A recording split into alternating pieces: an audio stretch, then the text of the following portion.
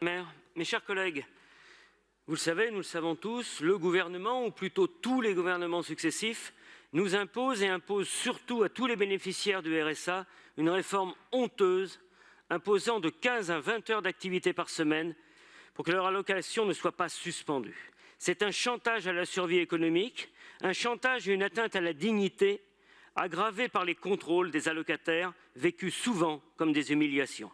C'est aussi la traduction la plus brutale des théories de l'école de Chicago, incarnée entre autres par Milton Friedman.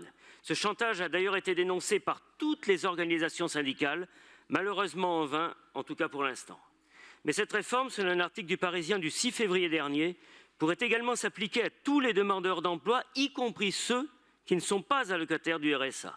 Une conseillère de France Travail en Gironde témoigne que dans le contrat d'engagement, lorsque celui-ci est créé, les 15 heures obligatoires concernent potentiellement tous les privés d'emploi.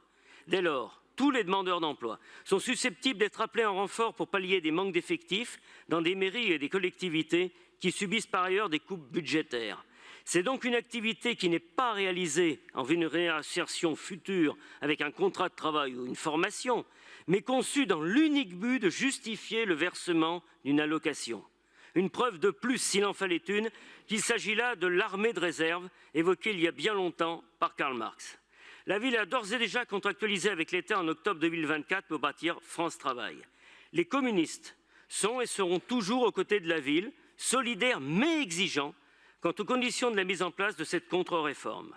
Nous le disons parce que nous avons su, tous, avec la majorité municipale, agir aux côtés des organisations syndicales pour limiter les effets de la loi sur les 1607 heures qui pénalisaient les fonctionnaires, comme de nombreuses villes qui ont été jusqu'au bout. Parce que c'est aussi notre rôle en tant que collectivité.